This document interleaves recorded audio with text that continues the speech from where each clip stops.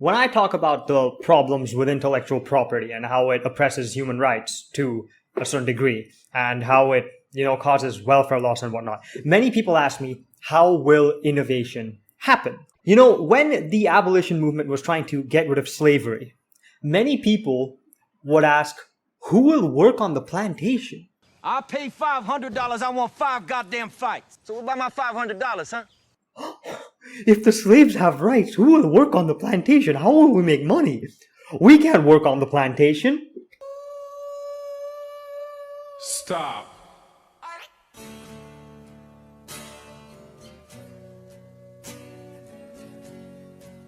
Now, the real answer to this question is that it doesn't matter. It doesn't matter how innovation is going to happen. Asking this question is like asking who will work on the plantation. It is an entirely different discussion. It is an attempt to shift the goalpost.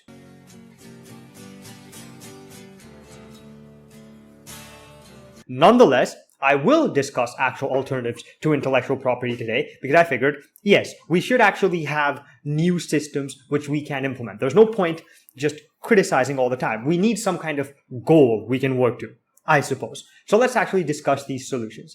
I reconstructed the script to start with the solutions, and then later I'll reiterate the problems with intellectual property. Right, let's get into it. Cash bounties for certain discoveries are a very good way to incentivize corporations to invest in R&D. This way, poor mega corporations can be compensated and the human rights of other people will not be infringed. How will it be funded? Well, the government is rich enough. And I'm not actually advocating for more taxes here. This is another thing that's going to trigger a lot of people. I'm advocating for tax to be spent responsibly. Okay? Instead of funding wars halfway across the world or buying out greedy finance bastards who butt fuck the economy, instead of subsidizing oil giants and paying to maintain horrible road infrastructure, how about we spend this money on some good old public innovation, right? In fact, this already happens with software, where there are bounties for finding vulnerabilities. And this system, which I describe right now, is called direct financing through centralized mechanisms, where a government agency directly finances research and or creative work. The National Institute of Health, the National Sciences Foundation in the United States are examples of centralized. I'm quoting it from a book. I'll leave this book in the description in the description, I'll leave the title, citation, right? And yes, this model will involve government spending. There is public spending. And the academic model is also excellent. Although it is funded by private corporations sometimes, the research in academia, for the most part, is made freely available to the public. And it is also financed by the government as well.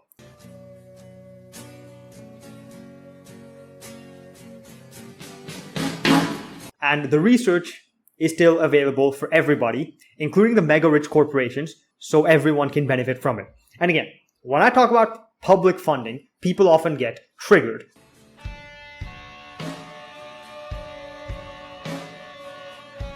The government, oh my god, government. But is IP not the biggest form of government intervention? It is literally forcing a monopoly on the mythical free market. Think about the resources invested in legal teams for this. Think about the welfare loss because other people cannot use this technology. In fact, the money spent on the legal team itself could probably finance this so-called innovation. And there are many other solutions explored in innovation, intellectual property, and development. A better set of approaches for the 21st century. This is what I was citing earlier, where 3 people explore these alternatives. Another one of these alternatives, again, I'll read from the book, decentralized direct funding mechanisms as well, where research and or creative work is supported and incentivized through a decentralized mechanism, such as tax credits. So if corporations, we have corporate tax, by the way, and I'm guessing a lot of people probably disagree with that too, but you can give tax breaks.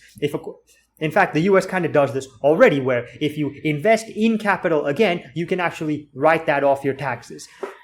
So if you invest in research, you can write it off in taxes. This is basically what that system says. Tax deductions for charitable contributions for universities and other institutions to support research or creative activities in the United States. Technically, this kind of happens because if you invest in your own capital, you actually get to write that off as a tax expense. This system already exists. Kind of. And yes, honestly, I think one of the main reasons people defend IP is it genuinely comes down to being a corporate simp. And I'm not even saying this to insult people. We must protect the rich corporations that control every aspect of our lives, because without them, we will obviously become totalitarians and Stalinists, right? Like, this is obviously the only alternative. Our current system of intellectual property is not doing well. Patent thickets and the number of medical innovation slowing down as patents actually increase. People in third world countries dying. This system is clearly not working. And yes, there are multiple studies that show how IP disincentivizes research, disincentivizes innovation by allowing only a few people in the world who have enough patents to do it. Gigantic corporations routinely gather a lot of different patents, and anytime you come up with a little idea, they will somehow find a way to link your idea to their patent and basically drive you bankrupt. Apple did this with the watches, for example. And yes, I don't have a concrete solution, and neither does anybody, but to pretend the status quo must be maintained at all costs will make you a shill. That's what it comes down to.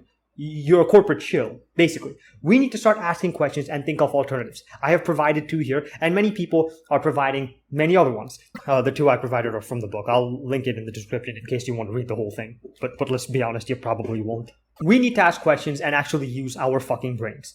This isn't idealism or whatever. This is me questioning the status quo and presenting alternatives. I'm not just complaining here in front of my camera. I have presented solutions, and many other people who criticize intellectual property have presented solutions as well. Now, let's go into history and see how innovation was actually a naturally occurring phenomenon. Oh no, poor rich companies, boo-hoo. Innovation actually happened naturally. Let's look at human history. Information gets passed down and it evolves. Look at the entire academic field. Most research isn't patented because it cannot be patented, although it kind of can. It's not patented. General relativity is not patented. Physics is not patented. And yet people keep doing it. How? Right? Where's the money in that? Right? This is another philosophical argument I actually made in my last video. And also look at the free software field. Software would not exist without open source contributions. Without open source contributions, technology literally would not exist as we see it today. All these fucking the C programming language, every programming language used today is actually open source. What IP does is it creates a barrier to entry for innovation. Removing it makes innovation cheaper as well, as people have access to more information. And here's another thing a lot of people don't understand. Okay, this is a very Americanized way of thinking. People actually do things out of passion.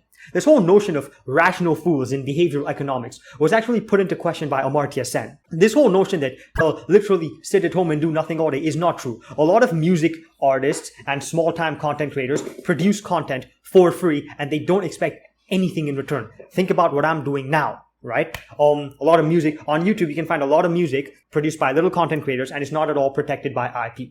Intellectual property is often enforced by gigantic corporations and record labels. It doesn't exist to support the little guy. This is a myth invented to exploit people's sympathy.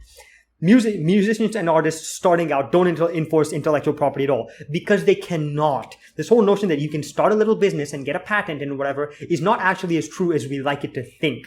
People, and here's another thing people don't acknowledge. People always want to see the original artist.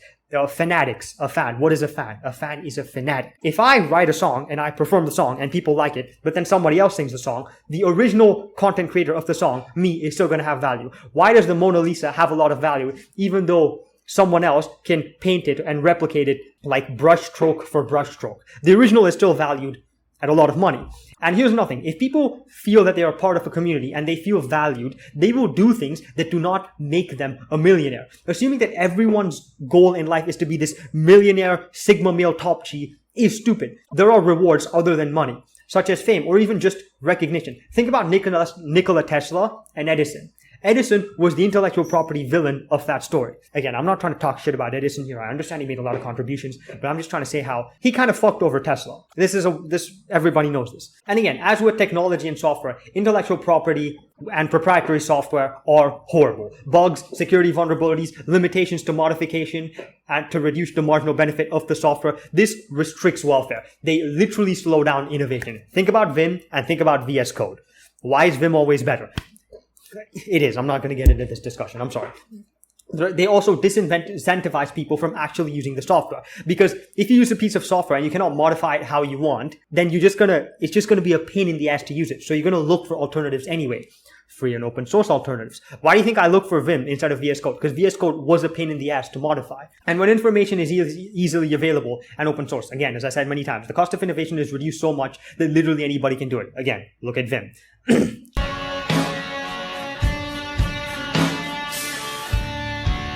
Think about solving a calculus problem and imagine in mathematics was guarded by intellectual property. Imagine you needed a license to do calculus. You can't just use Newton's stuff, right?